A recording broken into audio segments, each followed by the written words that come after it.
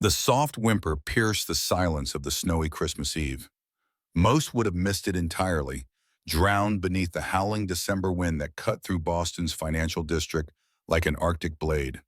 But Robert Maxwell heard it.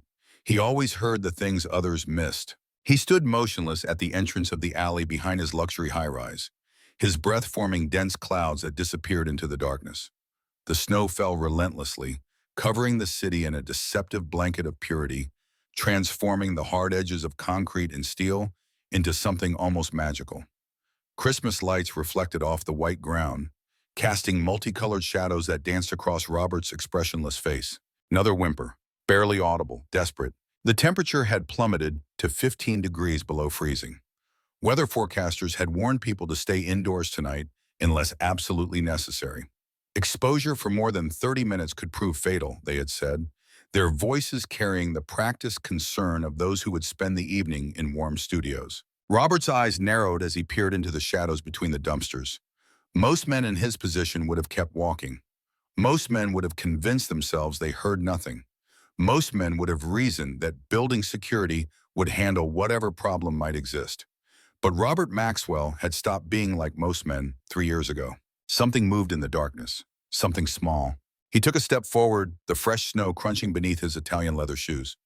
The cashmere coat that hung from his broad shoulders suddenly felt inadequate against the biting cold. His security keycard remained clutched in his hand, the penthouse that awaited him forgotten. "Hello?" His voice was low, controlled, the same voice that commanded boardrooms and closed multi-million-dollar deals without breaking a sweat. The movement stopped. Then a face emerged from behind the large metal dumpster, a child's face, small and heart-shaped, framed by tangled dark hair crusted with ice. A little girl, no more than 7 years old. Her eyes, wide and brown, reflected terror more profound than any child should know. For a moment, neither moved. The girl clutched something against her chest, half a sandwich, salvaged from the trash. Her thin fingers, red and trembling from the cold, gripped her prize with the desperation of genuine hunger. She wore only a tattered purple jacket, several sizes too large, jeans with holes exposing skin turned blue from cold, and shoes so worn the left one was missing its sole entirely. Her bare ankles, exposed to the bitter cold, had turned an angry shade of crimson. "It's okay," Robert said, his voice softening in a way it hadn't in years. "I'm not going to hurt you." The girl remained frozen, her eyes darting between Robert and the mouth of the alley, calculating her escape route. She took a step back, clutching her meager food tighter. "Are you alone out here?" Robert asked, although the answer was painfully obvious. He crouched down slowly, making himself smaller, less threatening. Snow immediately soaked through his tailored pants, the cold biting at his skin. He didn't notice. The girl's eyes narrowed with suspicion. "Are you police?" Her voice was surprisingly steady despite her shivering body. "No," Robert replied. "I live here." He gestured toward the towering glass building behind him. "In there." She studied him for a moment, weighing his words against whatever experiences had taught her to fear adults. Finally, she spoke again. "I'm not doing anything wrong." "I know," Robert said, "but it's freezing out here. You shouldn't be outside tonight." Her chin lifted slightly, a gesture of defiance that seemed too old for her young face. "I'm okay. I know how to take care of myself." A gust of wind howled through the alley, and the girl's body betrayed her words as she shuddered violently. The sandwich remained clutched against her chest, its value clearly beyond mere sustenance. It represented survival. "My name is Robert," he said, remaining in his crouched position despite the numbness creeping into his legs. "What's yours?" She hesitated, the internal debate visible on her face. Trust no one had clearly been a lesson hard-learned.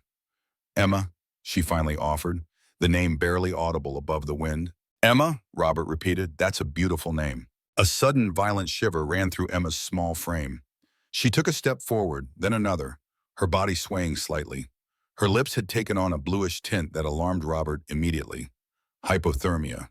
The early stages were already setting in. "Emma, you need to get warm," Robert said, urgency creeping into his voice. "Let me help you." She shook her head, taking another unsteady step backward. "No, you'll call them. They'll take me back." Fear flashed in her eyes. "I can't go back." "Go back where?" Robert asked. But Emma's focus had already shifted. Her eyes grew unfocused, her shivering intensified, and then, without warning, her knees buckled. Robert moved with the speed that belied his executive appearance. He caught her before she hit the snow-covered ground, her small body frighteningly light in his arms. The sandwich fell forgotten into the snow. Emma's eyes fluttered, fighting to remain conscious. "My grandma," she whispered, her voice suddenly frail. "I need to find my grandma." Robert felt her forehead, his stomach tightening at the heat radiating from her skin despite the freezing temperature. Fever. Combined with the exposure to extreme cold, her situation was rapidly becoming critical. This child needed immediate help. "I'll help you find her," he promised, knowing it was likely an empty one. "But first, we need to get you warm." Emma's resistance had faded with her strength. Her head lolled against Robert's chest as he stood, cradling her against the bitter wind. The security guard at the rear entrance of the building looked up in surprise as the CEO approached carrying a child. "Mr. Maxwell?" The guard's confusion was evident. "Open the door, Jim," Robert commanded, his voice leaving no room for questions. The private elevator to the penthouse hummed softly as it ascended 52 floors. Emma's eyes had closed, her breathing shallow but steady. Robert studied her face, noticing details that the darkness of the alley had hidden. A small scar near her right eyebrow, cheekbones too prominent for a child her age, dark circles beneath her eyes that spoke of exhaustion beyond the physical. The elevator doors opened directly into his penthouse, revealing a space that architectural magazines had once featured as brilliantly designed minimalist luxury. Tonight, the stark white walls and sparse, expensive furniture seemed cold rather than elegant, empty rather than refined. Robert carried Emma through the vast, open-concept living area to the guest bedroom that had never hosted a guest. He placed her gently on the king-size bed, her small form nearly disappearing among the pristine white linens. A decision crystallized in his mind with remarkable clarity. He called his personal physician, Dr. Abrams, who owed him several favors and wouldn't ask unnecessary questions. "It's Robert Maxwell," he said when the doctor answered. "I need you at my penthouse. Now it's an emergency." He hung up before the doctor could protest about Christmas Eve plans, then turned his attention back to Emma. Her clothing was damp from the snow and filthy from what appeared to be days of wear. They needed to come off. The fever needed to be addressed. She needed to be warmed gradually to avoid shock. For the first time in 3 years, Robert Maxwell felt utterly unprepared. The last time he had cared for another human being had been during Amanda's pregnancy. They had read all the books together, attended the classes, prepared the nursery with meticulous attention to detail. They had chosen the name Ethan for their son. They had planned for a future that dissolved in a hospital room on a rainy Thursday morning in March, 3 years ago. Robert shook the memory away. This child needed him now. The past would have to wait. He managed to remove Emma's wet jacket and shoes without waking her, revealing more evidence of neglect. Her arms were thin, too thin. Small bruises in various stages of healing mapped a story he wasn't sure he wanted to read. Dr. Abrams arrived 20 minutes later, medical bag in hand, eyebrows raising slightly at the sight before him. "This isn't quite what I expected when you said emergency," the doctor remarked quietly. "She's running a fever and she's been exposed to extreme cold for an unknown period," Robert explained, ignoring the implied question. "She needs help." Dr. Abrams, to his credit, asked no further questions about the child's identity or presence. Instead, he performed a thorough examination while Emma remained in an exhausted sleep, stirring only slightly at the doctor's gentle touch. Moderate hypothermia, high fever likely from infection, malnourished, dehydrated, Dr. Abrams listed clinically, but nothing immediately life-threatening now that she's in a warm environment. The doctor administered antibiotics, left detailed instructions for care, and promised to return the next day. As he packed his bag, he finally asked the question Robert had been expecting. "Does she have a name?" "Emma," Robert answered. Dr. Abrams nodded. "And her last name, parents, guardian information?" "I don't know yet," Robert admitted. She collapsed before I could learn more. The doctor studied Robert's face for a moment. "You understand that I'm obligated to report this to Child Services." Robert's expression hardened. "Give me 24 hours. "Robert, 24 hours, David. That's all I'm asking." Robert's voice carried the same authority that had built his real estate empire. "She's terrified of being taken back. I need to understand why before we throw her to a system that may have already failed her." Dr. Abrams sighed, closing his medical bag with a definitive click. 24 hours, then I make the call. "And Robert?" He paused at the elevator. "She'll need clean clothes, liquid antibiotics from the prescription I have sent to your pharmacy, and small, frequent meals when she wakes. Nothing heavy at first. After the doctor left, Robert stood in the doorway of the guest room, watching Emma's chest rise and fall with each breath. The fever had given her cheeks a flush that created the illusion of health, but the truth was written in every other aspect of her appearance. This child had been surviving, not living. Robert made several calls to ensure the pharmacy would deliver the antibiotics despite the holiday. He ordered children's clothing from a high-end boutique that catered to his wealthiest clients, paying an exorbitant fee for Christmas Eve delivery. He instructed his housekeeper to purchase appropriate food for a recovering child and deliver it first thing in the morning. All of this was accomplished with the same efficiency with which he ran his company. Problems identified, solutions implemented. But as night deepened and silence settled over the penthouse, Robert found himself at a loss. He pulled a chair next to Emma's bed and sat, watching her sleep. Who was she? Where had she come from? What had happened to place her alone in that alley on the coldest night of the year? Emma stirred, her eyes fluttering open. Confusion clouded her face as she took in the unfamiliar surroundings. When her gaze landed on Robert, fear returned immediately. She sat up with a jolt, backing against the headboard. "Where am I?" Her voice cracked with panic. "You're safe," Robert said quietly. "You collapsed in the alley. I brought you to my home to get warm." Emma's eyes darted around the room, taking in the luxury with obvious bewilderment. "Your house?" "My apartment," Robert corrected gently. "You have a fever. The doctor came to check on you." The mention of a doctor caused Emma to pull the covers tighter around herself. "Did you call them the people who take kids?" "No," Robert assured her. "Not yet. But Emma, I need to understand what happened to you. Why were you alone out there?" Emma's lower lip trembled slightly, but her eyes remained dry. She had the look of a child who had learned that tears accomplished nothing. "My grandma Grace got sick," she finally said, her voice small but steady. "She was coughing a lot and always tired. We didn't have money for doctors, so she took medicine from the store." Robert nodded encouragingly, careful to keep his expression neutral despite the implications of medicine from the store. "One morning I tried to wake her up for breakfast," Emma continued, her fingers twisting the edge of the blanket. "But she wouldn't open her eyes. I called her name and shook her, but she wouldn't wake up." The familiar pain of that memory reflected in Emma's eyes. The desperate shaking, the growing realization. The moment when reality crashes down and changes everything. Robert knew that pain intimately. "People in uniforms came and took her away," Emma whispered. "They said I had to go live with new families. But—" Her voice broke completely now, the first crack in her carefully maintained composure. "None of them wanted me to stay. They kept moving me to different houses." "How many?" Robert asked quietly. "5," Emma answered, "in 3 weeks. 5 homes in 3 weeks. The system was overtaxed, certainly, but this level of disruption for a child who had just lost her only family member seemed unconscionably cruel." "And the last family?" Robert prompted. Emma's expression darkened. "They had 4 other kids from the system. They just wanted the money. The man was mean. He said I ate too much." She looked down at her thin frame as if assessing whether this accusation could possibly be true. "So I left.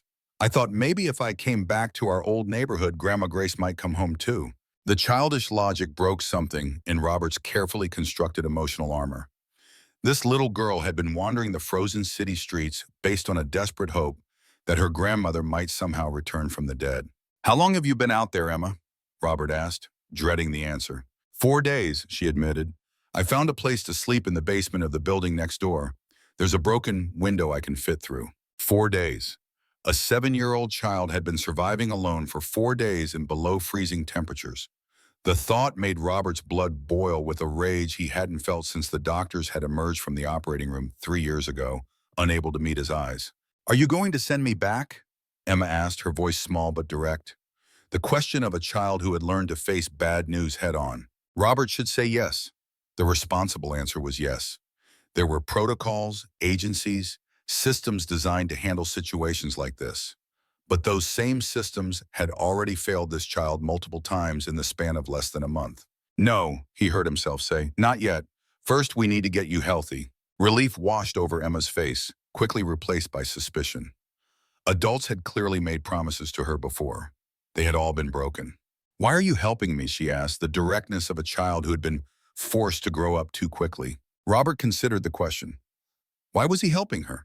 He had spent 3 years avoiding emotional entanglements of any kind. He had built walls around his heart so high and so thick that nothing could scale them. He had convinced himself he was fine with his solitary existence. Yet the moment he had seen Emma in that alley, something long dormant had awakened. Something he thought had died with Amanda and their unborn son. "Because you need help," he answered simply, "and I can give it." Emma seemed to accept this explanation, at least temporarily. Her eyelids began to grow heavy again, the fever and exhaustion reclaiming their hold. "Try to sleep," Robert said, rising from the chair. "I'll be right outside if you need anything." As he turned to leave, Emma's small voice stopped him. "Mr. Robert?" He looked back. "Yes? Thank you for not leaving me in the snow." The words, so simple and yet so profound, struck Robert with unexpected force. She was thanking him for the bare minimum of human decency, for not leaving a child to freeze to death on Christmas Eve. "You're welcome, Emma," he managed to say past the sudden tightness in his throat. After Emma had fallen back asleep, Robert walked through his penthouse with new eyes. The space that had once seemed perfectly suited to his needs now felt cavernous and empty. The minimalist design that architectural magazines had praised now seemed sterile rather than sophisticated. He stopped before a door at the end of the hallway, a door he hadn't opened in 3 years. His fingers rested on the handle, the familiar pain rising in his chest. Not tonight. He couldn't face that room tonight.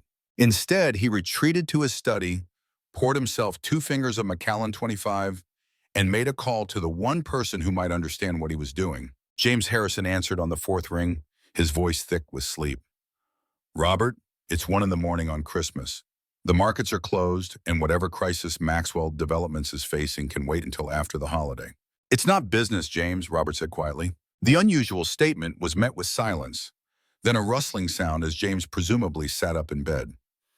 In 15 years of friendship, Robert had never called about anything other than business since Amanda's death. "What's going on?" James asked, fully alert now. "I need help," Robert said, the words feeling foreign on his tongue. "And this time it's not about money." He explained the situation succinctly.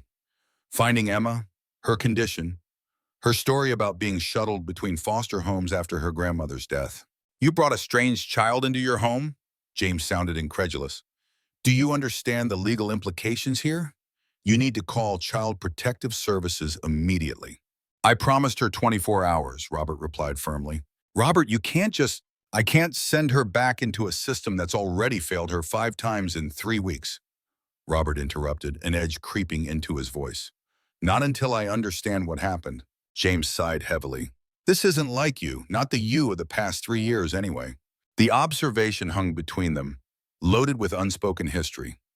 James had been there through everything. The perfect storybook romance with Amanda, the joyous pregnancy announcement, the nursery preparation, and then the funeral arrangements, the descent into workaholism, the systematic elimination of anything resembling emotional attachment from Robert's life.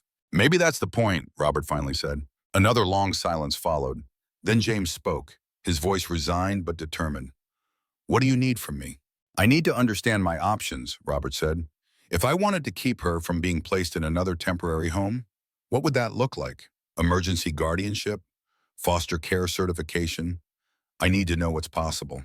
"This is Stephanie's area of expertise, not mine," James said, referring to his wife who specialized in family law. "But I'll wake her up and we'll figure something out. You realize tomorrow is Christmas Day." Robert glanced at his watch. It was already Christmas, the holiday he had planned to ignore, as he had for the past 3 years. "I'm aware," he said dryly. "We'll come by tomorrow morning," James decided. "I want to see this situation for myself, and Stephanie will need to meet Emma to advise properly."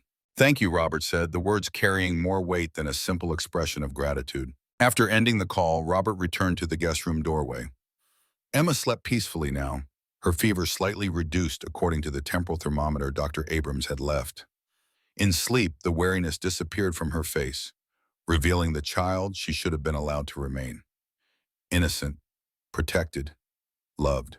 Robert had built his real estate empire by seeing potential where others saw only problems. Empty lots became luxury condominiums. Abandoned factories transformed into high-end office spaces. Failing neighborhoods turned into thriving communities under his vision and determination. Looking at Emma, he saw not just a problem to be solved, but potential to be realized. A life that deserved more than the hand it had been dealt. As the first light of Christmas morning crept across the Boston skyline, Robert Maxwell made a silent promise to the sleeping child. He would use every resource at his disposal, his wealth, his influence, his connections, to ensure she never had to search through garbage for food again.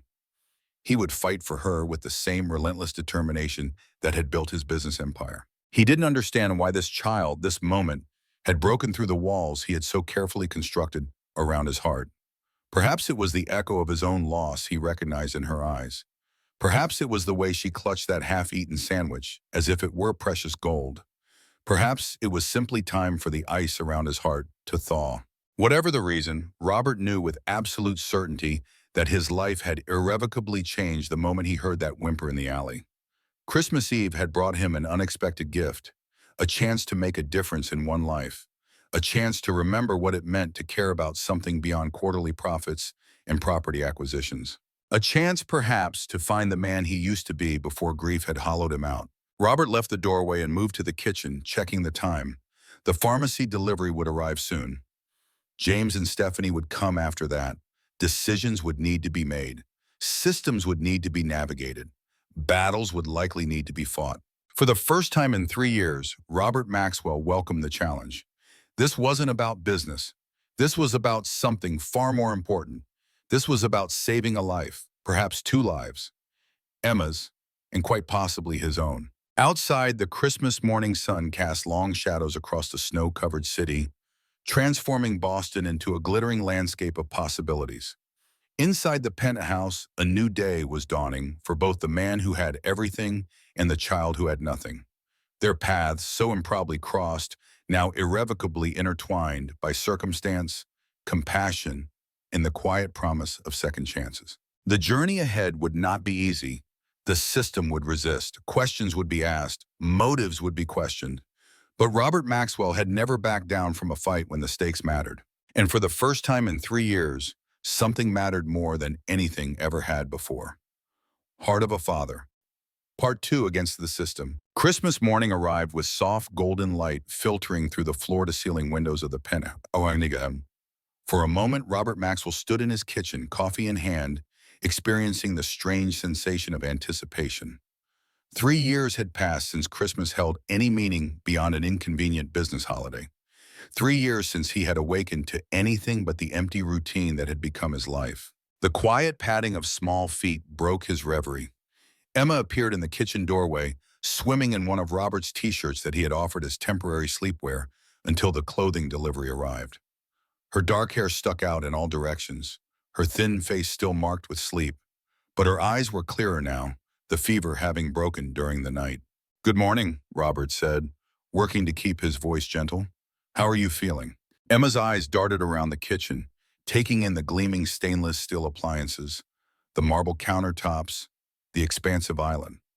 This was a world away from whatever kitchen she had known with her grandmother Grace. "Better," she answered cautiously, as if admitting to improved health might somehow jeopardize her position here. "Is it really Christmas?"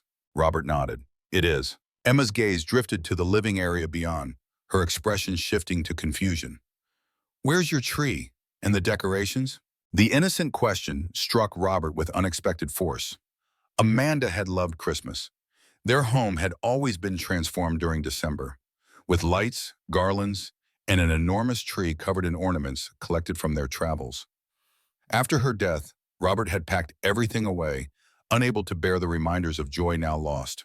"I don't have any," he admitted. Emma studied him with that penetrating gaze children sometimes possess, the ability to see through adult pretenses to the simple truth underneath.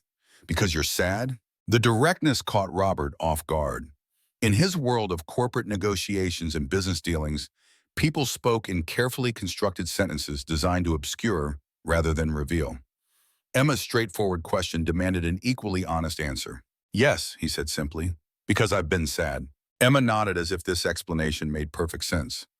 "Grandma Grace said it's okay to be sad about people we miss. She was sad about my mom for a long time." A medical delivery arrived before Robert could respond, saving him from a conversation he wasn't prepared to have. The pharmacy had sent the liquid antibiotics Dr. Abrams had prescribed, along with children's fever reducer and various other supplies. Emma eyed the medicine suspiciously when Robert measured out the first dose. "It helps fight the infection making you sick," he explained, holding out the small cup of pink liquid. Will it taste bad? Emma asked, making no move to take it. Probably, Robert admitted. In his experience, honesty worked better with children than false assurances. But it will help you feel better faster. Emma considered this trade-off, then took the medicine with a grimace that confirmed Robert's warning about the taste. The doorbell rang again as Emma was drinking water to wash away the flavor. The delivery from the children's boutique had arrived. Several complete outfits in what Robert hoped would be Emma's size, along with necessities like underwear, socks, and pajamas. The sales associate had included a small stuffed bear, gift-wrapped with a note. Merry Christmas to the little one. Every child should have something to open today. The unexpected kindness from a stranger made Robert realize he had given no thought to the fact that it was Christmas Day and Emma would have no presents. An oversight that Amanda would have found unthinkable. He placed the wrapped bear on the counter. This is for you. Emma's eyes widened. For me? But... Her voice trailed off, confusion evident. It's Christmas, Robert said, as if this explained everything. Would you like to open it? Emma approached the small package with reverence, her fingers tracing the shiny red paper and gold ribbon as if memorizing them. She unwrapped it carefully, preserving the paper rather than tearing it, a habit Robert recognized as one common to children who had learned that possessions were precious and rare. When the bear emerged from its wrapping, Emma held it with such gentle wonder that Robert felt his chest tighten. Such a small thing, a simple stuffed animal that had probably cost the sales associate $20. And yet to Emma, it clearly represented something profound. Thank you, she whispered, clutching the bear to her chest. She looked up at Robert with eyes suddenly swimming with tears. I didn't get you anything. The innocent concern struck Robert deeply. This child, who had been searching garbage for food just hours ago, was worried about not having a gift for the stranger who had brought her in from the cold. You did give me something, Robert said, surprising himself with the truth in his words. You reminded me what Christmas is supposed to be about. Emma's brow furrowed slightly, not fully understanding, but she offered a small smile, the first genuine smile Robert had seen from her. It transformed her face entirely, revealing dimples in both cheeks and a gap where her front tooth was missing. For that brief moment, she looked like what she was, a 7-year-old child. After breakfast, which Emma ate with the measured care of someone who had learned to make food last, Robert showed her the clothes that had been delivered. Her reaction to the simple act of having new, clean clothing further cemented his resolve to help this child. No one should be so grateful for basic necessities. By the time James and Stephanie Harrison arrived, Emma had bathed and changed into jeans and a red sweater that almost fit properly. Her hair, now clean and brushed, hung in dark waves past her shoulders. She looked like a different child from the one Robert had found in the alley, though the wariness in her eyes remained. Emma, Robert said gently, these are my friends, James and Stephanie. They're here to help us figure things out. Emma edged closer to Robert, eyeing the newcomers with undisguised suspicion. Her small hand found its way into his much larger one, a gesture of trust that affected Robert more than he cared to admit. Stephanie, a family court attorney with 20 years' experience, crouched down to Emma's eye level. Hello, Emma. That's a beautiful bear you have. Emma clutched the bear tighter but managed a polite, thank you. Would it be okay if I talked with you for a little while? Stephanie continued. I'd like to hear about what happened after your grandmother got sick. Emma looked up at Robert, clearly seeking reassurance. He nodded encouragingly, though his insides twisted at the thought of Emma reliving her recent traumas. I'll be right in the next room, he promised. While Stephanie spoke with Emma, James and Robert retreated to the study. The moment the door closed, James turned to his friend with an expression that mingled concern and disbelief. When you said you found a child, I was expecting... James trailed off, shaking his head. This isn't like you, Robert. Not anymore. Robert poured coffee for both of them, buying time before responding. James wasn't wrong. The Robert Maxwell of the past 3 years would never have brought a homeless child into his home. He would have called building security or perhaps made an anonymous donation to a shelter. He would have maintained his distance, his detachment. I couldn't leave her out there, he finally said. Of course not, James agreed, but there are proper channels. Proper channels? Robert's voice hardened.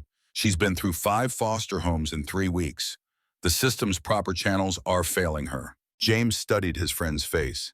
There's something else, isn't there? Something about this particular child. Robert moved to the window, gazing out at the Boston skyline. The city stretched below, beautiful and indifferent. Thousands of lives unfolding in apartments and houses, offices and streets. How many other Emmas were out there? How many other children slipped through the cracks? When I found her, Robert said quietly, she was doing exactly what I've been doing for 3 years. Surviving, not living. Going through the motions. Existing in a world that had taken everything that mattered. He turned to face his oldest friend. I need to help her, James. I don't expect you to understand why. I don't fully understand it myself, but I need to do this. James sighed deeply, setting down his coffee cup. Then you're in for a fight. The family court system doesn't simply hand over children to single men with no relation to them, no matter how wealthy or well-intentioned. I'm aware, Robert replied. That's why I called you. The conversation turned to legal strategies and potential obstacles. Emergency temporary guardianship might be possible given the circumstances, but would require court approval. The Department of Children and Family Services would need to be involved. Emma's lack of other relatives would need to be verified. Background checks would be required. Home studies, interviews. It's a lengthy process even under the best circumstances, James warned. And these aren't the best circumstances. You have no experience as a parent. You're single, you work extreme hours. The court will question your motives and your ability to provide proper care. I can adjust my schedule, Robert said firmly. I can hire whatever help is needed. I can learn. James looked like he wanted to argue further, but the determination in Robert's eyes stopped him. Instead, he sighed again. Let's see what Stephanie learns from the girl. That will give us somewhere to start. Stephanie's conversation with Emma lasted over an hour. When they emerged from the living room, Emma immediately sought Robert's presence, standing close enough that her shoulder brushed against his arm when he sat down. A silent declaration of where she felt safest. Emma, would it be okay if you watched some TV while the grown-ups talk? Stephanie asked gently. Emma looked to Robert again for confirmation. The level of trust she had already placed in him was both touching and terrifying. He nodded reassuringly. The remote is on the coffee table, he told her. You can watch whatever you'd like. Once Emma was settled in front of the television, the three adults retreated to the kitchen, far enough away that their conversation wouldn't be overheard, but close enough that Emma remained in sight. Her story checks out, Stephanie began without preamble. Grace Miller died 3 weeks ago. Heart attack, according to Emma, though she described it as her heart was too tired. They lived in an apartment in Dorchester. No other family that Emma knows of. Stephanie's professional demeanor softened slightly. She's a remarkable child, Robert. Articulate, observant, resilient. She took care of her grandmother during her illness, making soup, helping her take medicine, even trying to earn money by doing small chores for neighbors. And the foster homes? Robert prompted. Stephanie's expression darkened. 5 placements in 3 weeks, just as she told you. The first was an emergency placement, a family that takes children temporarily while more permanent arrangements are made. The second was overwhelmed, 7 foster children already in the home. The third returned her after 2 days because of behavioral issues, though Emma says she only cried at night because she missed her grandmother. The fourth and fifth placements were similarly brief and unsuccessful. The last family, as Emma had told Robert, seemed motivated primarily by the foster care stipend rather than any desire to provide a loving home. She ran away 3 days ago, Stephanie concluded. She's been living on the street since then, trying to find her way back to her old neighborhood because she thought her grandmother might come back there. The straightforward account of Emma's recent history made Robert's jaw clench with anger. A 7-year-old child, grieving the loss of her only family member, shuttled between strangers during what should have been a time of support and compassion. What about her mother, James asked. Emma mentioned her to you. Stephanie nodded.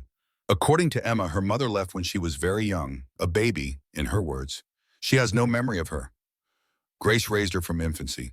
There's no father in the picture that she knows of. So what are our options? Robert asked, cutting to the heart of the matter. Stephanie and James exchanged a glance that Robert couldn't quite interpret.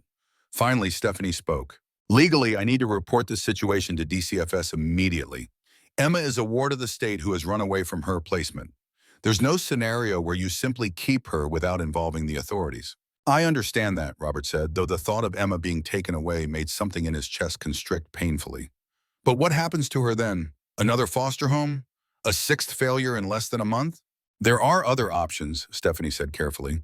Emergency foster care certification is possible, though it typically requires some prior relationship with the child. You could apply to become Emma's foster parent while pursuing more permanent arrangements, if that's what you're considering. The question hung in the air, unspoken but clear. Was Robert Maxwell, CEO of Maxwell Developments, a man who had systematically removed all emotional attachments from his life following his wife's death, truly considering becoming a father to this child? Before Robert could answer, his private elevator chimed, indicating an arrival. Security would have notified him of any expected visitors. No one was expected. He moved quickly to the elevator doors as they opened, revealing Victoria Blackwell, Director of the Department of Children and Family Services for Suffolk County. She stepped into the penthouse with the confident air of someone accustomed to authority, her tailored pantsuit and perfectly coiffed silver hair projecting professionalism and power. "Mr. Maxwell," she said, her voice pleasant but firm, "I apologize for the intrusion on Christmas Day, but we have an urgent situation involving a child in state custody." Robert's body tensed involuntarily. Behind him, he could sense Emma's awareness of the newcomer, the sudden stillness that came over her small form. "Victoria," Stephanie said, stepping forward with evident surprise. "How did you know?" "Dr. Abrams called our emergency line this morning," Victoria explained smoothly, "as he is legally required to do when treating a child he suspects has been abandoned or abused." Her gaze moved past Robert to where Emma stood frozen beside the couch, the stuffed bear clutched tightly against her chest. "Hello, Emma," Victoria said, her voice shifting to a gentler tone. "We've been very worried about you since you left the Hansons' home." Emma's eyes widened with recognition and fear. She backed up until the couch prevented further retreat. "I'm not going back," she said, her voice small but determined. "They don't care about kids. They just want the money." Victoria's perfectly composed expression flickered briefly with something: annoyance? Concern? It passed too quickly for Robert to be certain. "I understand you were unhappy there," she said soothingly, "but running away isn't the answer. We need to find you a proper placement with people trained to care for children in your situation." "She's not going anywhere today," Robert stated, his voice carrying the same authority he used in boardrooms. "She's been ill. She needs rest and stability." Victoria turned her attention back to him, her smile remaining in place though her eyes hardened slightly. "While your concern is admirable, Mr. Maxwell, you have no legal standing here. Emma is in state custody. She needs to come with me immediately." "Actually," Stephanie interjected, stepping forward with the confident demeanor that had made her one of Boston's most respected family attorneys, "Mr. Maxwell is in the process of filing for emergency temporary guardianship given the circumstances of how he found Emma and her medical condition." Victoria's smile tightened. "No such filing has been received by my department." "It's Christmas Day," Stephanie replied smoothly. "The filing will be submitted first thing tomorrow morning. In the meantime, given Emma's recent medical treatment and the holiday, surely it would be in her best interest to remain in a stable environment rather than being moved yet again." A silent battle of wills played out between the two women. Robert stood his ground, physically positioning himself between Victoria and Emma without making it obvious. James moved to stand beside his wife, presenting a united front. "Perhaps we could discuss this privately," Victoria finally suggested, gesturing toward the study. Robert hesitated, glancing back at Emma. Her face had paled, her knuckles white where she gripped the bear. The fear in her eyes was palpable. "I'll be right back," he promised her. "No one is taking you anywhere today. You have my word." The four adults moved to the study, the door closing behind them with a soft click that nonetheless sounded ominous in the sudden silence. Victoria's pleasant demeanor vanished the moment they were alone. "Do you have any idea what you're doing?" she demanded, her voice low and controlled but vibrating with anger. "You cannot simply take a child from the street and decide to keep her." "I found a severely ill child alone in freezing temperatures on Christmas Eve," Robert countered. "A child who had run away from what appears to be an inappropriate placement. A child who has been shuttled between 5 different homes in 3 weeks following the death of her grandmother. What exactly was I supposed to do? Leave her to freeze?" Victoria's jaw tightened. "You should have contacted authorities immediately." "He's contacting them now," Stephanie pointed out. "And as his legal representative, I'm informing you that Mr. Maxwell intends to file for emergency guardianship pending foster care certification." "On what grounds?" Victoria scoffed. "He has no relation to the child, no experience as a parent, no certification as a foster care provider." "On the grounds that Emma Miller has been failed by the system 5 times in 3 weeks, Stephanie replied firmly. "On the grounds that she was so desperate to escape her last placement that she preferred homelessness in winter temperatures, on the grounds that Mr. Maxwell has the resources and commitment to provide her with the stability she desperately needs. Victoria's gaze shifted to Robert, assessing him with cold efficiency. What's your interest in this child, Mr. Maxwell? A wealthy single man suddenly wanting custody of a young girl raises certain concerns. The implication in her tone made Robert's blood boil, but he kept his voice level, knowing that losing his temper would only hurt Emma's chances. My interest is in ensuring she doesn't become another statistic, he said evenly. Another child lost in an overwhelmed system. Another life derailed by circumstances beyond her control. Victoria seemed unimpressed by this explanation. Noble sentiments, but the fact remains that Emma is in state custody. She needs to come with me today. And go where exactly? James interjected. It's Christmas Day. Where would you place her right now that would be better than remaining here under the care of a doctor with proper food and shelter until proper legal proceedings can begin tomorrow? Victoria hesitated, the logic of the argument clearly giving her pause. The Bryants are on call for emergency placements this week. Another strange house? Another set of strangers? Stephanie pressed. How is that in Emma's best interest after what she's been through? For a moment, the professional mask slipped, and Robert glimpsed genuine uncertainty in Victoria's expression. Then she straightened, decision made. 24 hours, she conceded reluctantly. Emma can remain here until tomorrow morning, at which point I expect your filing to be submitted and arrangements made for her proper placement while the court considers your petition. She removed a business card from her purse and handed it to Robert. My direct line, I'll expect your call by 9 a.m. tomorrow. As Victoria prepared to leave, she paused at the study door. Mr. Maxwell, I feel obligated to warn you. The family court system prioritizes blood relatives when making placement decisions. It's extremely rare for a single man with no prior relationship to a child to be granted custody, regardless of financial resources. I understand the challenges, Robert replied. Victoria studied him for a moment longer. You should also know that we're still searching for Emma's mother. If she's located, she would have primary claim to custody, barring evidence of unfitness. With that parting statement, she exited the study. The three adults followed, finding Emma exactly where they had left her, her body tense with anticipation of bad news. Victoria approached her, maintaining a professional distance. Emma, Mr. Maxwell has offered to let you stay here tonight. Tomorrow we'll find you a more appropriate placement while the court decides what's best for you. Relief flooded Emma's face, followed quickly by uncertainty as she processed the temporary nature of this reprieve. Her eyes sought Robert's, questioning. One step at a time, he said reassuringly. After Victoria left, the atmosphere in the penthouse remained charged with unspoken concerns. Emma retreated into watchful silence, clearly waiting for the other shoe to drop, for this temporary safety to be revoked like everything else in her recent experience. You should expect a thorough investigation, Stephanie warned Robert quietly while Emma was occupied with the television. Background checks, home study, psychological evaluation, financial disclosures. They'll look for any reason to deny your petition. Let them look, Robert replied. I have nothing to hide. James regarded his friend with a mixture of concern and admiration.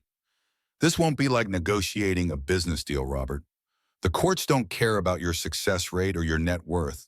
They care about stability, environment, capability as a parent. Then I'll demonstrate those things, Robert said, with the same determination that had built his company from nothing, whatever it takes. After the Harrisons departed, promising to begin legal proceedings first thing in the morning, Robert found himself alone with Emma in the weighty reality of what he was undertaking. This child needed more than just financial security. She needed emotional support, guidance, love. All things he had walled himself off from providing or receiving for 3 years. Emma sat cross-legged on the couch, the stuffed bear in her lap, watching Robert with that unnervingly perceptive gaze. Is the lady going to take me away tomorrow? She asked directly. Robert sat beside her, careful to give her space. Not if I can help it, he answered honestly. But she might, Emma pressed, clearly preferring painful truth to comforting lies. There's a possibility, Robert acknowledged, but Stephanie, the woman who was here earlier, is a very good lawyer. She's going to help us convince the court that you should stay here, if that's what you want. Emma considered this, her small fingers absently stroking the bear's fur. Why do you want me to stay? She finally asked. You don't even know me.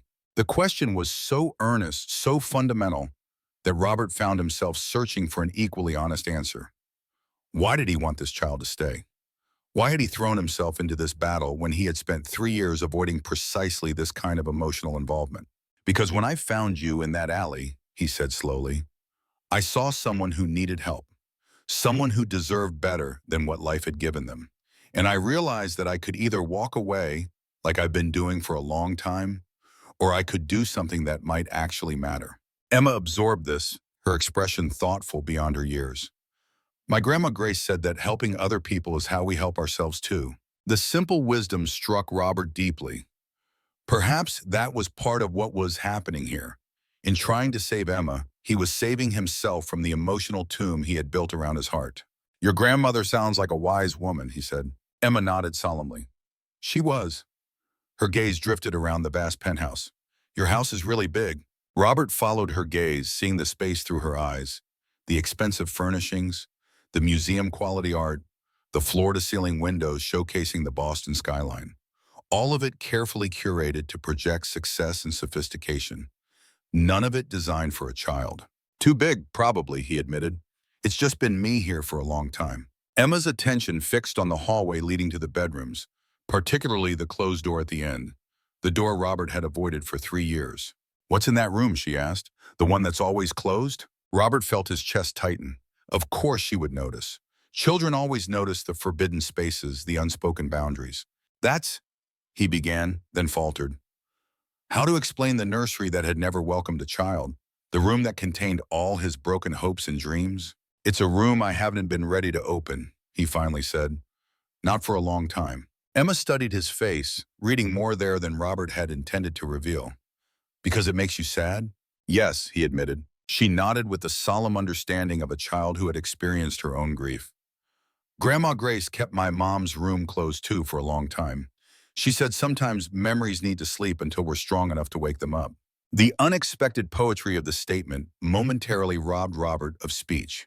This child, with her old soul wisdom and resilience, continued to surprise him. Later that evening, after a dinner that Emma approached with the same careful rationing as breakfast, Robert found himself facing an unfamiliar challenge.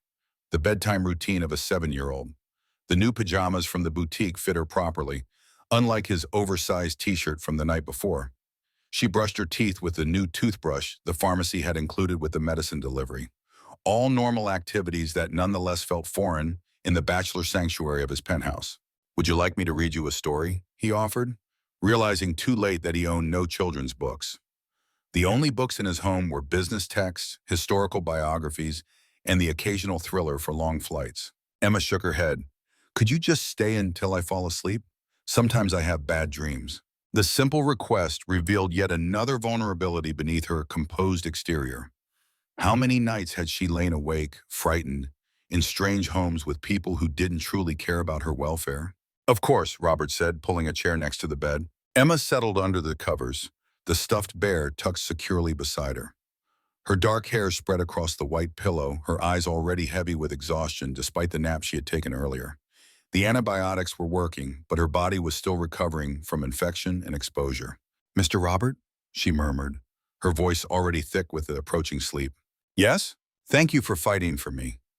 With those words, her eyes closed, her breathing deepening almost immediately into sleep. Robert remained in the chair long after Emma had drifted off, watching the rise and fall of her small chest, listening to her soft breathing. The enormity of what he was undertaking pressed down upon him. This child had placed her trust in him, something so precious and fragile after all she had endured. What if he failed her? What if the court denied his petition? What if he wasn't capable of being what she needed? The doubts circled like vultures, threatening to overwhelm his newfound resolve. Then Emma shifted in her sleep, her hand reaching instinctively for the bear, clutching it close for security.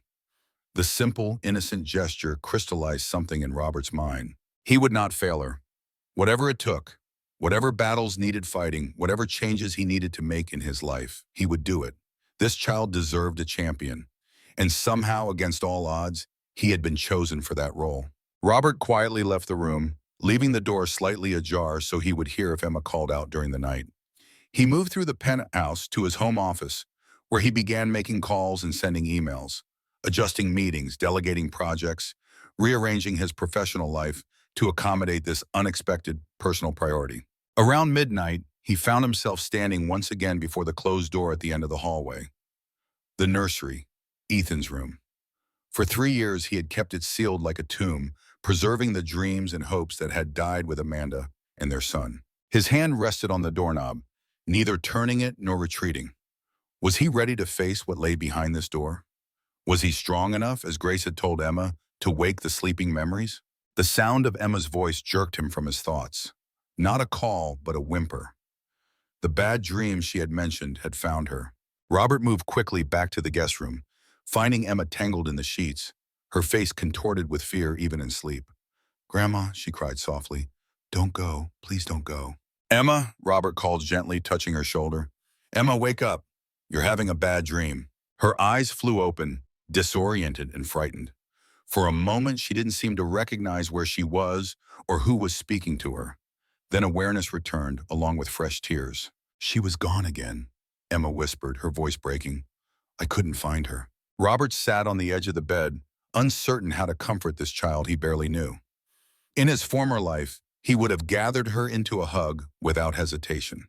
Now, after years of emotional isolation, the simple human gesture felt foreign. Emma made the decision for him, moving into his arms with the instinctive trust of a child seeking comfort.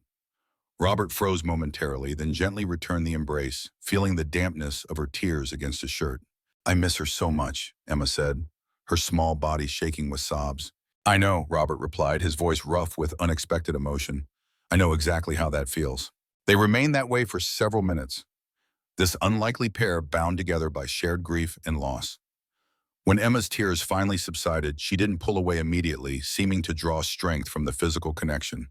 "Will it always hurt this much?" she asked eventually, her voice small in the darkness. Robert considered the question carefully, wanting to offer truth rather than empty platitudes.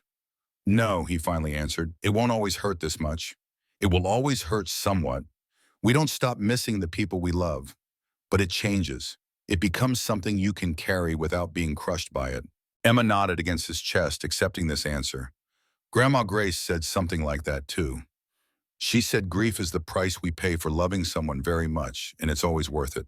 Another piece of wisdom from the woman who had raised this remarkable child. Robert found himself wishing he could have known Grace Miller, the grandmother who had clearly shaped Emma's resilience and insight. "Your grandmother was right," Robert said softly. "It is worth it." Emma eventually drifted back to sleep, this time more peacefully.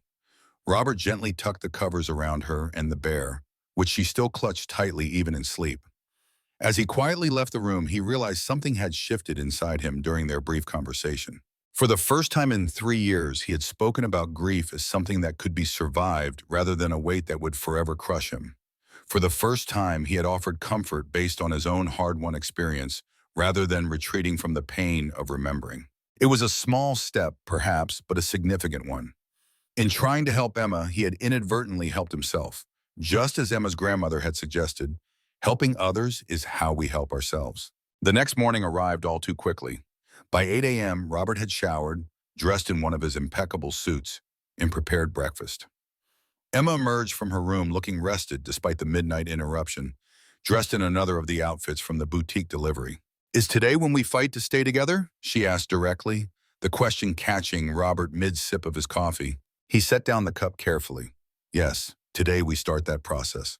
Emma nodded solemnly, accepting this reality with the same stoic resilience she had shown throughout their brief acquaintance. "I think we'll win," she declared with unexpected confidence. "What makes you so sure?" Robert asked, curious about the source of her optimism. "Because you're the kind of person who doesn't give up," she said simply. "I can tell." The assessment, delivered with a child's straightforward certainty, bolstered Robert's determination. He would prove her right. He would not give up. At precisely 9 a.m., Robert called Victoria Blackwell's direct line as instructed. Her voice when she answered was coolly professional. "Mr. Maxwell, I trust you've reconsidered your position overnight." "On the contrary," Robert replied firmly. "My attorney has filed the emergency guardianship petition this morning. I'm fully committed to providing Emma with a stable home." The silence on the other end of the line lasted several seconds. When Victoria finally spoke, her voice had taken on a harder edge. "You should know that we've located a relative of Emma's who has expressed interest in taking custody." The statement hit Robert like a physical blow. "What relative?" Emma said her grandmother was her only family. "Catherine Porter, Victoria said smoothly. Emma's maternal aunt from California. She contacted us yesterday after seeing Emma's information in the missing children database. Robert's grip on the phone tightened. Emma never mentioned an aunt. She may not have known about Miss Porter, Victoria replied. According to our preliminary interview, Catherine lost touch with her sister, Emma's mother, years ago. She's been searching for them since learning of her sister's disappearance. Something about the timing felt wrong to Robert. A convenient relative appearing the very day after he had expressed interest in guardianship. After 3 weeks of Emma being shuttled between foster homes with no family stepping forward. I'd like to meet this alleged aunt, he said, unable to keep the suspicion from his voice. That can be arranged, Victoria replied. In fact, Miss Porter is eager to meet Emma. She's flying in from San Francisco today. I've scheduled a meeting at our offices for tomorrow morning at 10. The speed with which this was happening raised further red flags in Robert's mind. He had built his business by recognizing when things didn't add up, when deals seemed too convenient or timelines too compressed. My attorney will accompany us, he stated rather than asked. Of course, Victoria agreed, her tone suggesting she had expected nothing less. Until tomorrow then, Mr. Maxwell. After ending the call, Robert immediately contacted Stephanie, relaying the unexpected development. Her response confirmed his suspicions. It's unusual for a relative to appear this suddenly, she acknowledged, especially one from across the country who claims to have been searching for the child. We'll need to verify her identity and relationship thoroughly before any custody decisions are made. Robert glanced toward the living room, where Emma sat watching cartoons, blissfully unaware of this new complication. What do I tell Emma? Stephanie sighed. The truth, as gently as possible. She deserves to know that someone claiming to be her mother's sister has come forward, but make it clear that nothing has been decided yet. After hanging up, Robert took a moment to collect his thoughts before joining Emma on the couch. She looked up at him with immediate concern, clearly reading the tension in his expression. Is something wrong? Do I have to leave? The fear in her voice made his heart ache. No, not today, he assured her quickly. But there's something I need to tell you. Someone has come forward claiming to be your aunt, your mother's sister. Her name is Catherine Porter, and she's coming from California to meet you tomorrow. Emma's brow furrowed in confusion. I don't have an aunt. Grandma Grace never said anything about Mom having a sister. You're certain? Robert pressed gently. She never mentioned anyone named Catherine? Emma shook her head firmly. Never. Grandma said it was just her and my mom growing up. No brothers or sisters. The contradiction deepened Robert's suspicions. Either Grace had deliberately hidden Catherine's existence from Emma, or Catherine Porter was not who she claimed to be. Well, we're going to meet her tomorrow, Robert explained, and we'll ask her lots of questions to make sure she really is related to you. Emma's face had paled slightly. What if she is? Will I have to go live with her instead of staying with you? The question cut to the heart of the matter. The precariousness of their situation, the fragility of the connection they had formed in just over 24 hours. I don't know, Robert admitted honestly.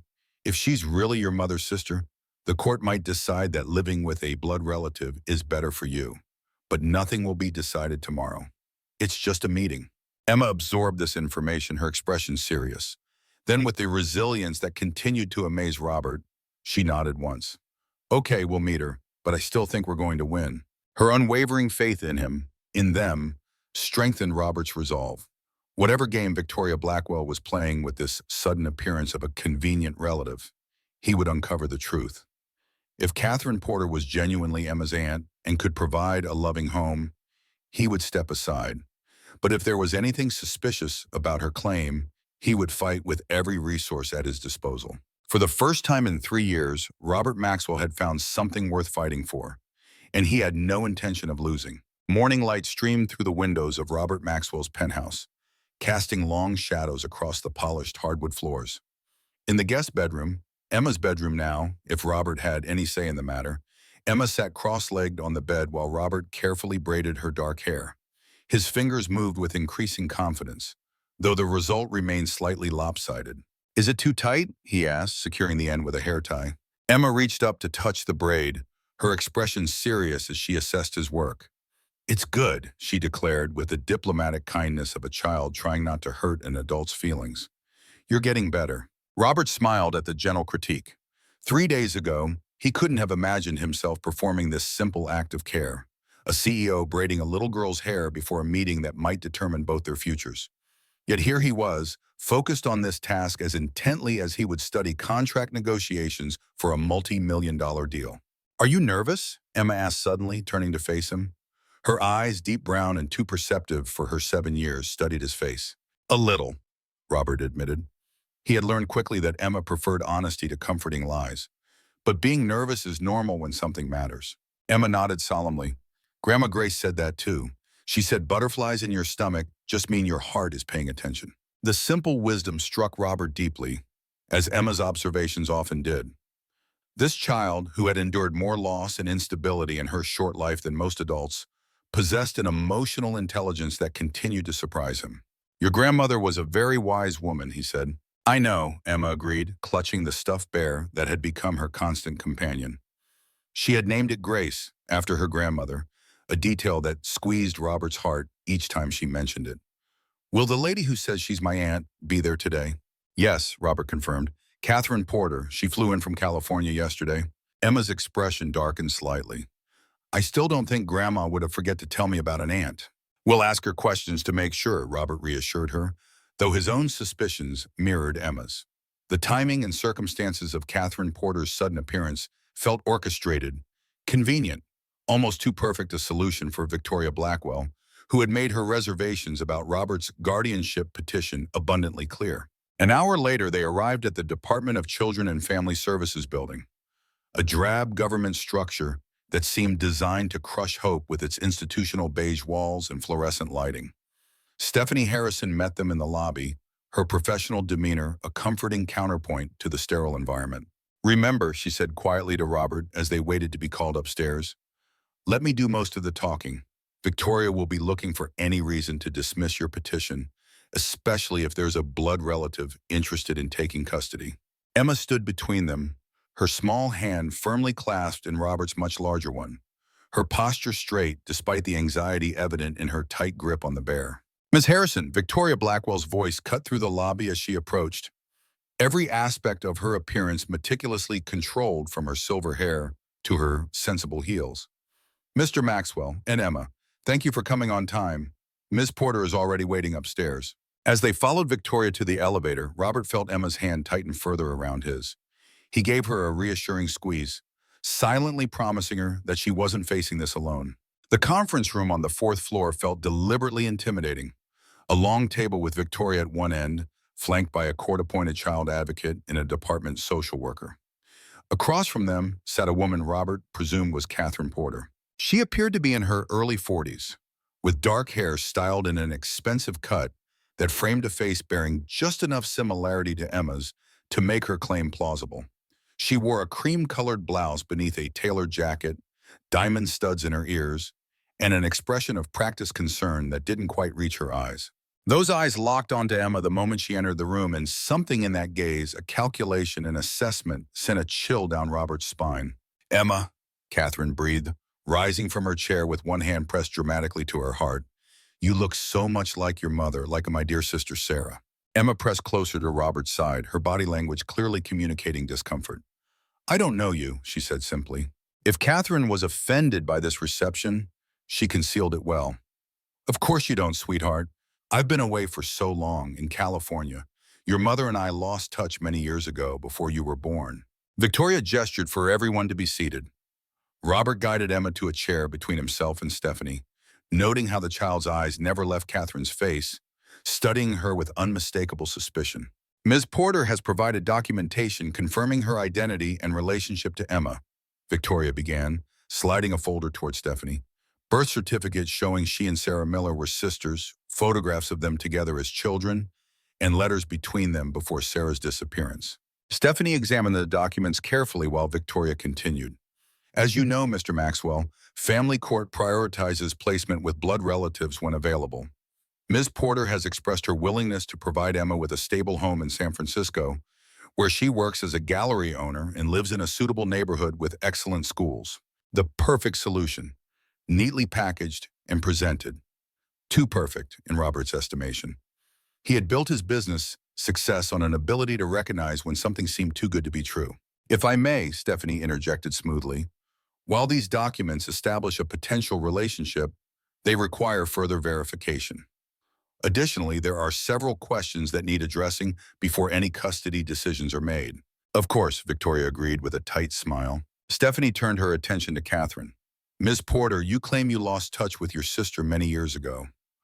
When exactly was the last time you had contact with Sarah Miller? Catherine's expression shifted to one of practiced sorrow. 8 years ago, we had a falling out over our mother's estate. Sarah always had difficulties, substance abuse problems, financial instability. When our mother died, Sarah expected to receive half of everything, but mother had changed her will due to Sarah's issues. And you never attempted to locate your sister or your niece in all those years? Stephanie pressed. I tried, Catherine insisted, but Sarah changed her phone number, moved without leaving a forwarding address. It was only when I hired a private investigator last year that I learned she had a daughter, Emma, and that they had been living with our mother's older sister, Grace.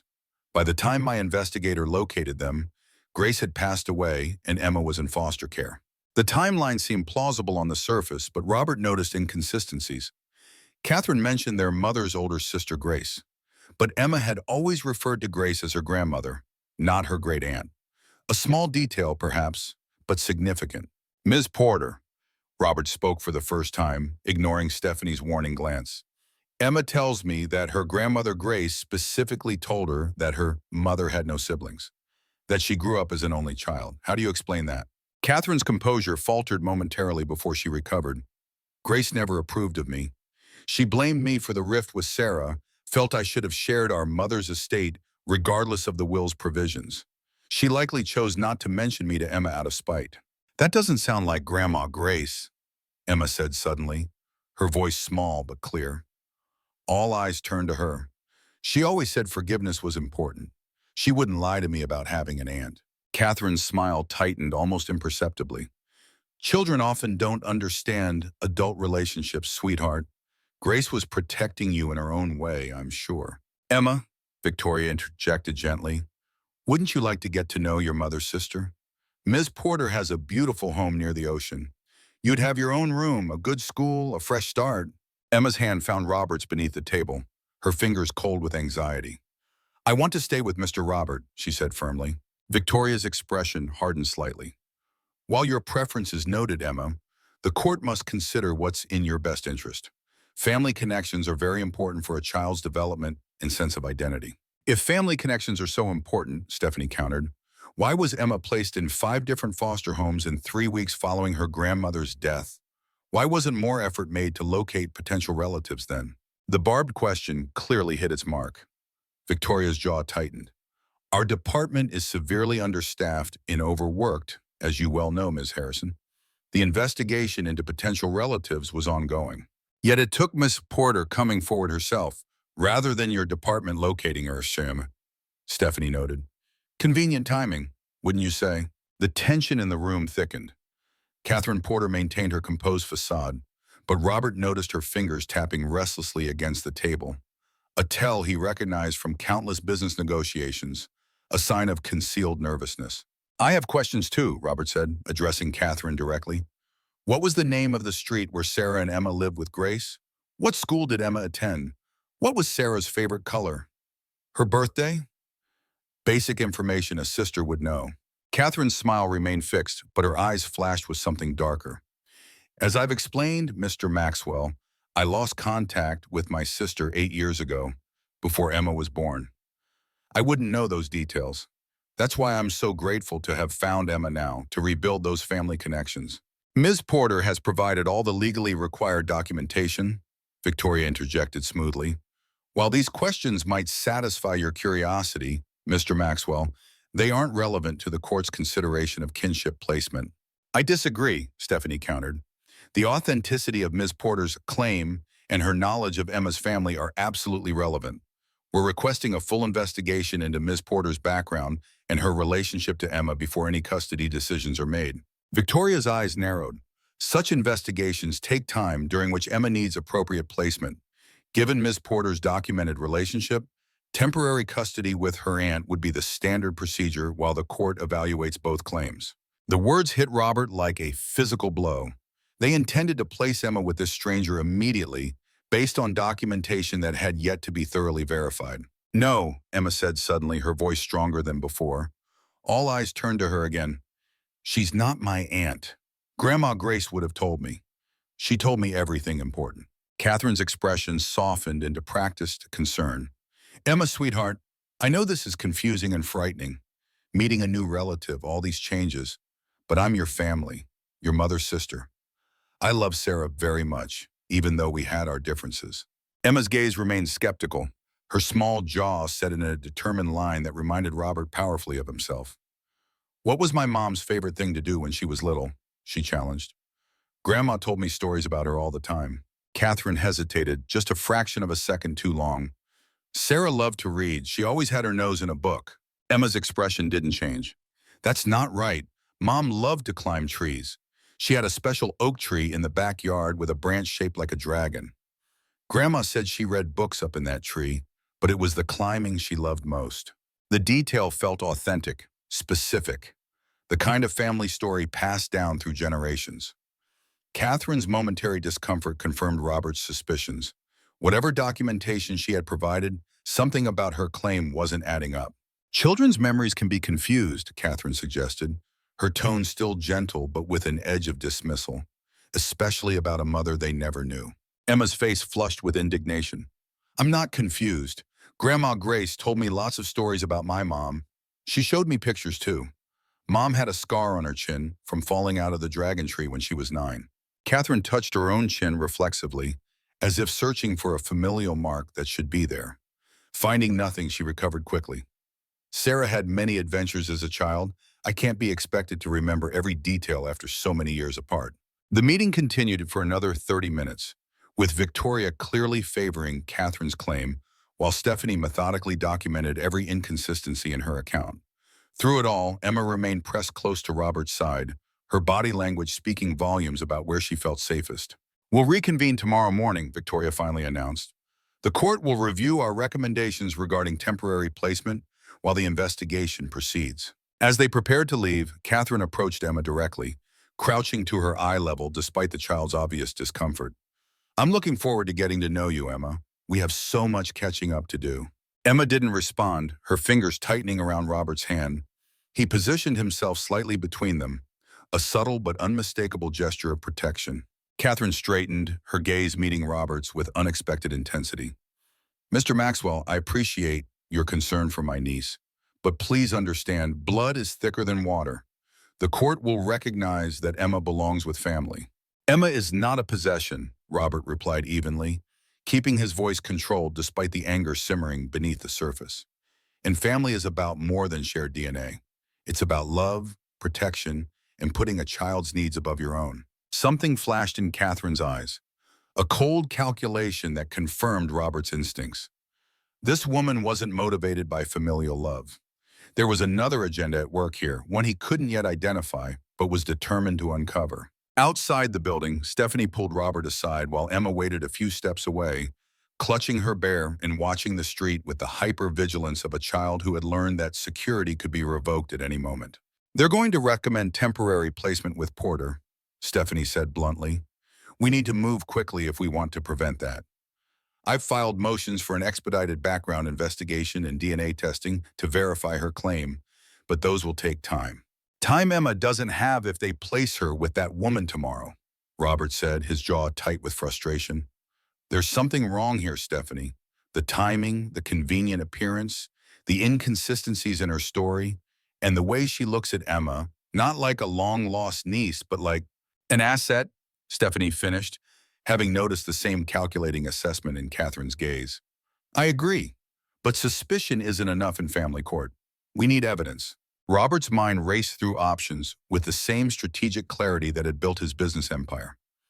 James mentioned that your firm works with a private investigator for sensitive cases. Someone discreet, thorough. Stephanie nodded. Michael Reeves, one of the best in Boston. Hire him. Immediately, whatever it costs. I want everything on Catherine Porter. Background check, financial records, verification of her identity and business in California. If there's anything suspicious, anything at all, I want to know before tomorrow morning's hearing. Stephanie's expression showed approval of his decisiveness. I'll call him right away, but Robert, she hesitated, glancing toward Emma. We need to prepare for the possibility that the court will grant Porter temporary custody while the investigation proceeds. It's standard procedure with a blood relative, even one whose claim hasn't been fully verified. The thought of Emma being taken away, placed with a woman who set off every warning bell in Robert's considerable intuition, made his blood run cold. But he kept his expression neutral, aware of Emma watching them carefully. "Let's cross that bridge if we come to it," he said quietly. "For now, focus on getting Reeves started immediately. And I want a DNA test ordered. If Catherine Porter is really Sarah Miller's sister, let's see proof."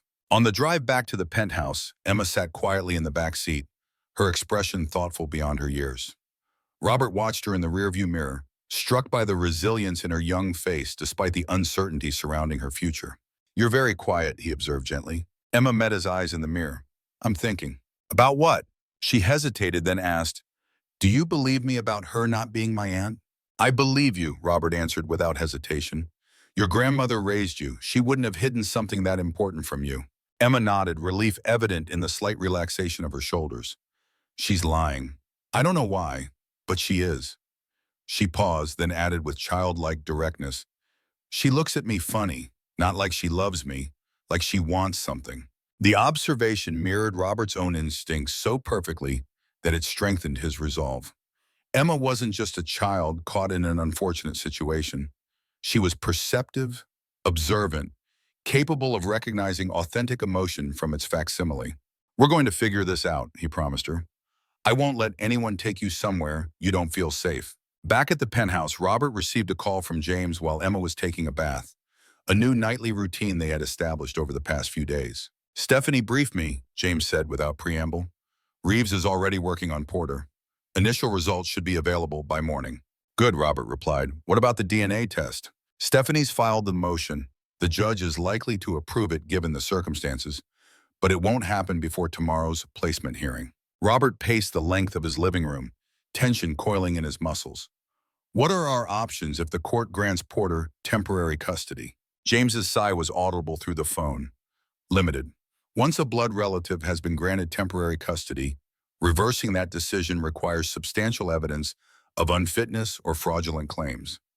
Even then, the process can take weeks or months." "Unacceptable," Robert said flatly. "I'm not letting Emma go to that woman while we wait for the system to verify what we already suspect, that Catherine Porter is not who she claims to be." "Robert," James's voice took on a cautionary tone, "don't do anything that could jeopardize your standing with the court.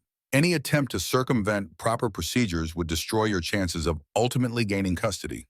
"I understand the risks," Robert replied, "but my priority is Emma's safety and well-being. There's something not right about this situation, and I won't sacrifice her protection for procedural correctness." After ending the call, Robert stood at the window overlooking Boston's skyline, the city lights beginning to emerge as dusk descended. The view that had once represented his success, the tangible evidence of his business acumen and strategic mind, now seemed hollow compared to the responsibility he felt toward the child currently singing softly to herself in the bathroom. In just a few days, Emma had transformed his life, awakening parts of himself he had thought died with Amanda and their unborn son. She had given him purpose beyond the accumulation of wealth and property. She had reminded him what it felt like to care deeply, to fight for something more meaningful than the next acquisition or development deal. The sound of water draining from the tub broke his reverie. A few minutes later, Emma appeared in the doorway wearing the pajamas he had purchased, her wet hair wrapped in a towel, the ever-present bear clutched in one arm. "Can you do my hair?" she asked, a simple request that carried the weight of trust. In her short life, Emma had learned that adults could not always be relied upon. They left, they died, they shuffled her between homes like an unwanted package. Yet here she was, choosing to trust him with this small ritual of care. "Of course," Robert answered, following her to the couch where he gently dried her hair with the towel before carefully brushing out the tangles. These quiet moments of ordinary care had become precious to him, anchoring him to a present that held more meaning than the past 3 years combined. "Mr. Robert?" Emma's voice was thoughtful as he worked on a particularly stubborn tangle. "Can I ask you something?" "Anything," he replied. "What's in that room you never open? The one at the end of the hallway?" Robert's hands stilled momentarily. The question wasn't entirely unexpected. Children were naturally curious about forbidden spaces, but it still caught him off guard.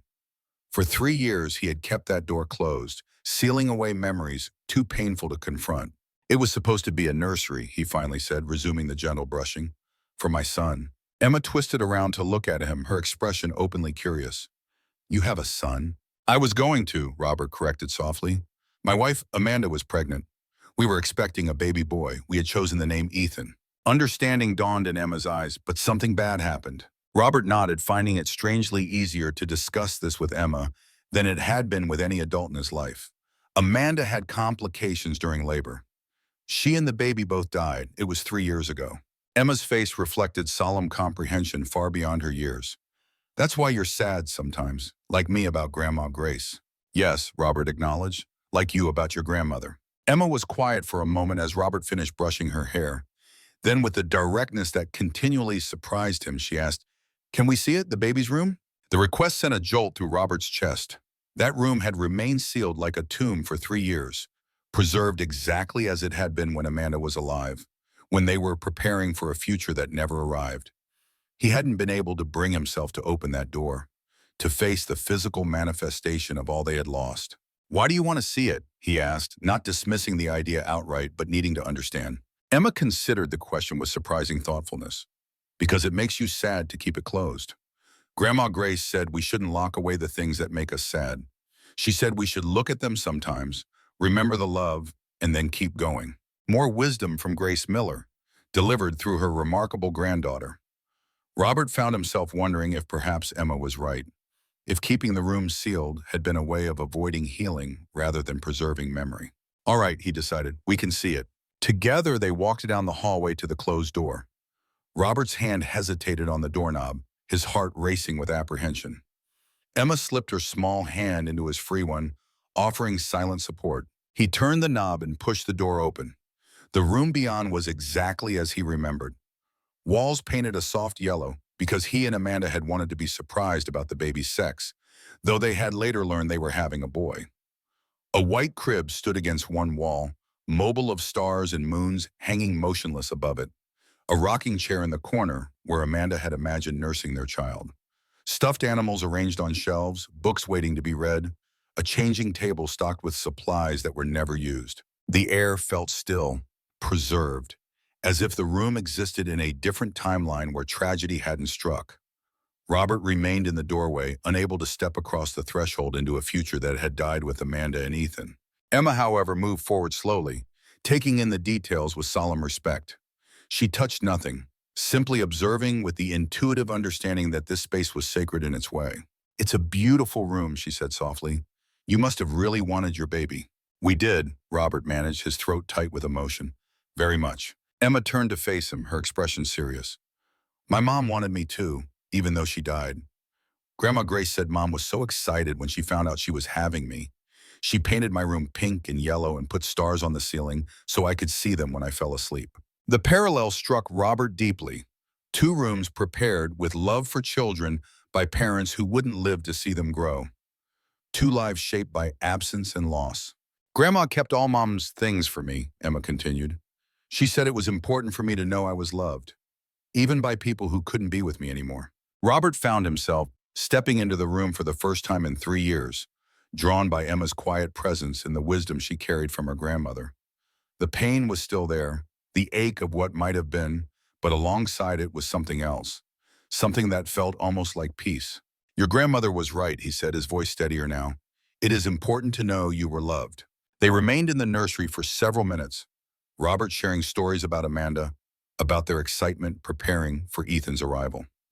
Emma listened with the attentive respect of someone who understood the value of memories, however painful.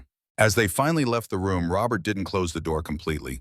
He left it slightly ajar, a small but significant change, a hairline crack in the wall he had built around his grief. Later that evening, after Emma had gone to bed, Robert received a call from Michael Reeves, the private investigator Stephanie had hired. Mr. Maxwell, the man's voice was clipped, professional. I have some preliminary findings on Catherine Porter that you'll want to hear immediately. Go ahead, Robert said, moving to his study for privacy. Catherine Porter established residence in San Francisco 2 years ago, Reeves reported. Before that, there's no record of her in California at all. Her gallery exists, but it was purchased from the previous owner and rebranded. Most concerning, I can find no connection between Catherine Porter and Sarah Miller prior to Porter's claim of kinship last week. What about the documentation she provided? Birth certificate showing they were sisters? Childhood photos? The birth certificate appears authentic at first glance, Reeves acknowledged, but I'm having it compared against county records to verify. As for the photos, they show two young girls who could plausibly be sisters, but identifying them specifically as Sarah Miller and Catherine Porter requires verification. Robert's suspicions deepened. What about Catherine Porter's background before San Francisco? There was a slight pause before Reeves continued. That's where things get interesting. I've found evidence suggesting Catherine Porter may not be her original name. I'm tracking a trail that leads back to Florida, where a woman matching her description was involved in a fraud investigation 5 years ago under the name Karen Mitchell. The case was ultimately dropped, but the similarities are striking. The information crystallized Robert's concerns. Catherine Porter, or whoever she really was, had appeared too suddenly, with documentation too convenient and a story too perfectly timed. I need everything you can find before tomorrow morning's hearing, Robert instructed. Focus particularly on any connection to Victoria Blackwell or the Department of Children and Family Services. The timing of Porter's appearance feels orchestrated. Already looking into it, Reeves confirmed. I should have more concrete evidence by morning. After ending the call, Robert sat in his study, piecing together the emerging pattern. A woman with a potentially fraudulent past appears suddenly, claiming kinship to a vulnerable child with no one to contradict her story. A department head seemingly eager to place the child with this newly discovered relative, despite reasonable questions about her identity and motivations. What was the endgame? What did Catherine Porter want with Emma? And why was Victoria Blackwell so determined to facilitate this placement? The questions circled in Robert's mind as he checked on Emma one last time before retiring to his own bedroom.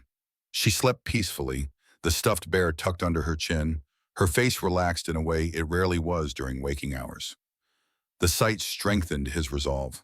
Whatever was happening here, whatever scheme was unfolding, he would not allow Emma to become its victim. Morning arrived with a call from Reeves, the investigator's voice tense with urgency. Mr. Maxwell, I've confirmed that Catherine Porter was previously Karen Mitchell of Tampa, Florida. 5 years ago, she was investigated for involvement in an adoption fraud scheme targeting wealthy couples desperate to adopt. The charges were dropped when key witnesses suddenly changed their testimony. Adoption fraud? Robert repeated, the pieces clicking into place with sickening clarity. Yes, the scheme involved identifying vulnerable children, those in foster care or with unstable family situations, and fabricating documentation to make them appear legally available for adoption to wealthy couples willing to pay substantial facilitation fees. The revelation sent a chill through Robert. And you think that's what's happening with Emma? But she's not an infant. Most adoption fraud targets babies. The scheme evolved, Reeves explained. Later cases involved older children with specific desirable characteristics: intelligence, artistic talent, particular physical features. The children were essentially being profiled and marketed to potential adoptive parents based on these traits. Robert thought of Emma, bright, resilient, remarkably mature for her age. A child who would appeal to couples seeking not just any child, but a specific type of child. Is there a connection to Victoria Blackwell? He asked, already suspecting the answer. Nothing direct yet, Reeves admitted, but I've discovered that 3 other children from the Boston DCFS system were placed with relatives who suddenly appeared within the past year. All 3 children had been in multiple foster placements before these relatives emerged. All 3 are now living outside Massachusetts with their new families. I'm still tracking where they ended up. The pattern was unmistakable. Send everything you have to Stephanie immediately. We need this evidence for this morning's hearing. Robert woke Emma gently, explaining that they needed to prepare for another meeting at the department. She accepted this with the stoicism he had come to recognize as her defense mechanism against circumstances beyond her control. Will the lady who says she's my aunt be there again? She asked as he helped her choose an outfit for the day. Yes, Robert answered honestly. But we have new information about her, information that might help us prove she's not really related to you. Emma nodded solemnly. I knew she was lying. She hesitated, then asked in a smaller voice, if she's not my aunt, does that mean I can stay with you? The question carried the weight of all Emma's hopes and fears, her desire for stability after weeks of uncertainty, her growing attachment to Robert despite the brief time they had known each other. "That's what I'm fighting for," Robert told her, crouching to meet her eyes directly. "I can't promise what the court will decide, but I can promise I won't stop trying to keep you safe." The department building seemed even more oppressive this morning, its institutional atmosphere heightened by the stakes of the hearing about to take place. Stephanie met them in the lobby, her expression grave but determined as she briefed Robert on the latest developments. "Reeves sent everything. I've filed an emergency motion to deny Porter temporary custody based on suspected fraud. The judge has agreed to hear our evidence before making a placement decision. And the DNA test? Approved, but it will take several days for results.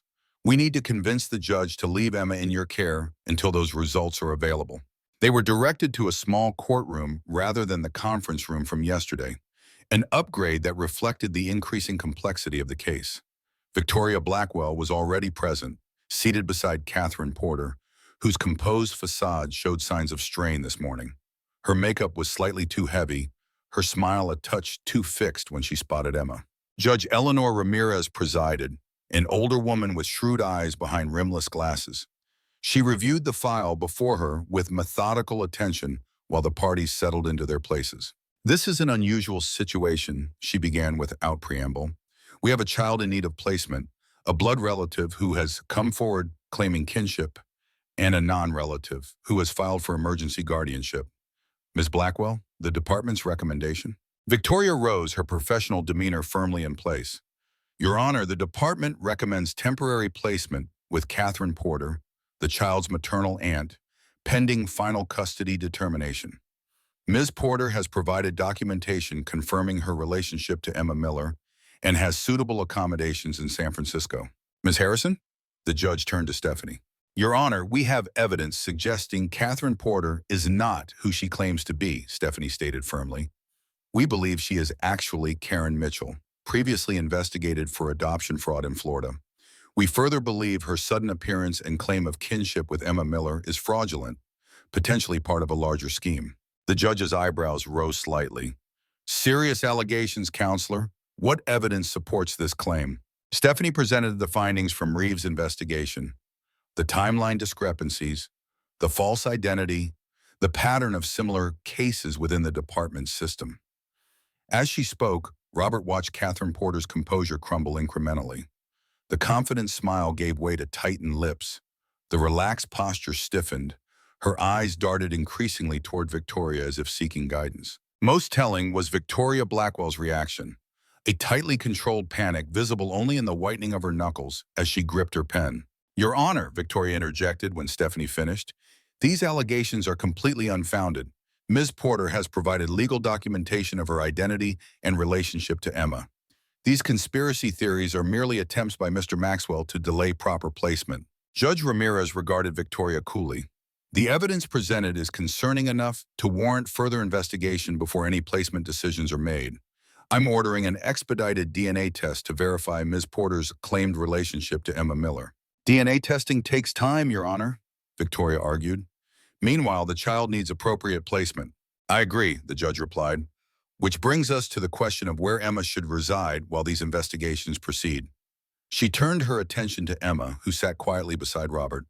"Emma, I'd like to ask you a few questions. Would that be all right?" Emma nodded, her expression serious. "How do you feel about staying with Ms. Porter while we sort this out?" the judge asked gently. Emma's answer was immediate and firm. "I don't want to go with her. She's not my aunt. Grandma Grace would have told me if my mom had a sister." "And how do you feel about staying with Mr. Maxwell?"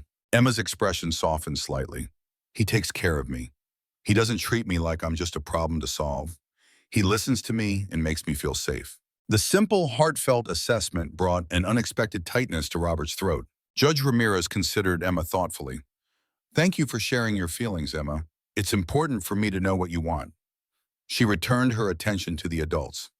"Given the serious questions raised about Miss Porter's identity and the child's clear preference, I'm ordering Emma to remain in Mr. Maxwell's temporary custody while the investigation proceeds and DA results are obtained." The relief that flooded through Robert was tempered by the thunderous expression that briefly crossed Catherine Porter's face before she masked it with disappointed acceptance. "However," the judge continued, "this arrangement will be closely monitored. Daily check-ins with a court-appointed guardian ad litem. Mr. Maxwell, you are not to leave the jurisdiction with Emma. Miss Porter, you are required to remain in Boston and make yourself available for further questioning and day testing. As the hearing concluded, Catherine approached Robert and Emma, maintaining her facade of concern, though her eyes had hardened to flint. This is merely a delay, she said quietly, for their ears only. Blood will win out in the end. The court always favors biological family. Only when they're actually family, Robert replied evenly. Your scheme is unraveling, Miss Porter, or should I say, Miss Mitchell. Something dangerous flashed in her eyes before she composed herself, aware of the judge still present in the courtroom. She leaned closer, her voice dropping further. You have no idea what you're interfering with, she warned. Some matters are bigger than one man's sudden attack of conscience over a homeless child. Before Robert could respond, she turned and walked away, joining Victoria Blackwell at the door. The two women exchanged a brief, tense conversation before departing together, a partnership that confirmed Robert's suspicions about Victoria's role in whatever was happening. Outside the courtroom, Emma's small body practically vibrated with relief. We won, right? I get to stay with you? For now, Robert confirmed, not wanting to mislead her about the temporary nature of the arrangement. While they investigate, support her, and wait for the day test results, Stephanie joined them, her expression cautiously optimistic. This was a good outcome, Robert. The judge clearly has concerns about Porter's claim. If Reeves can solidify the connection to the Florida fraud case, we might be able to have her claim dismissed entirely. And then what? Robert asked. If Porter's claim is fraudulent, what happens to Emma? She would return to the regular placement process, Stephanie explained gently. Your emergency guardianship petition would be considered, but so would other potential foster or adoptive placements. The reminder that their journey was far from over sobered Robert's relief. Even if they exposed Catherine Porter's fraud, the road to permanent custody remained long and uncertain. As they walked toward the building's exit, Robert's phone rang. Michael Reeves again. Mr. Maxwell, I've confirmed that 3 children previously in the Boston DCFS system were placed with suddenly appearing relatives last year. All 3 ended up being privately adopted by wealthy families in other states within months of placement. The adoption records are sealed, but the timing and circumstances mirror Emma's case exactly. Is there a paper trail back to Victoria Blackwell? Robert asked. Not directly, Reeves admitted, but each case was personally overseen by her, and in each instance, the background checks on the relatives were expedited and approved with minimal verification. The picture was becoming clearer. A scheme involving vulnerable children, fabricated relatives as temporary custodians, and eventual placement with wealthy adoptive families willing to pay substantial sums to circumvent the normal adoption process. Victoria Blackwell's position provided the perfect cover, allowing her to facilitate placements while maintaining plausible deniability. We need concrete evidence connecting Blackwell to Porter and the other cases, Robert said. Bank records, communications, anything that proves coordination. I'm working on it, Reeves assured him. These operations typically involve offshore accounts and carefully laundered payments, but everyone makes mistakes eventually. Give me a few more days. As Robert ended the call, he looked down at Emma, who was watching him with that perceptive gaze that seemed to understand more than a 7-year-old should. Was that about the lady who pretended to be my aunt? She asked. Yes, Robert answered, always honest with her. We're trying to prove that she's not really related to you and that she might have been working with Ms. Blackwell to take you away for reasons that had nothing to do with your well-being. Emma considered this with remarkable composure.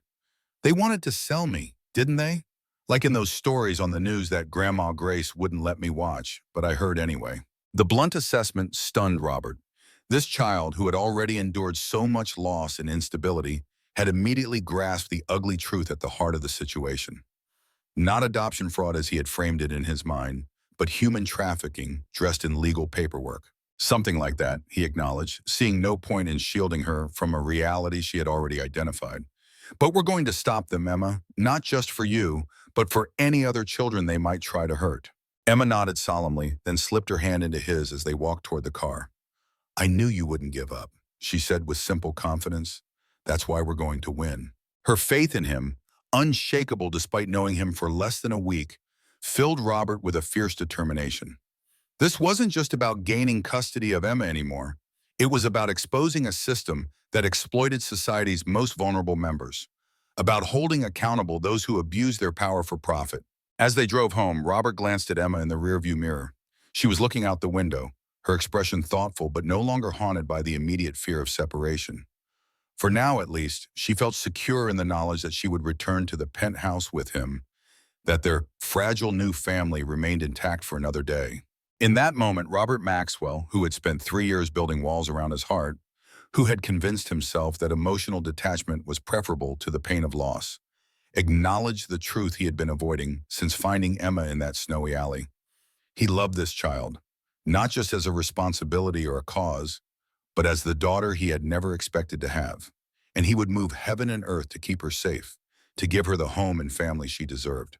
Whatever battles lay ahead, they would face them together.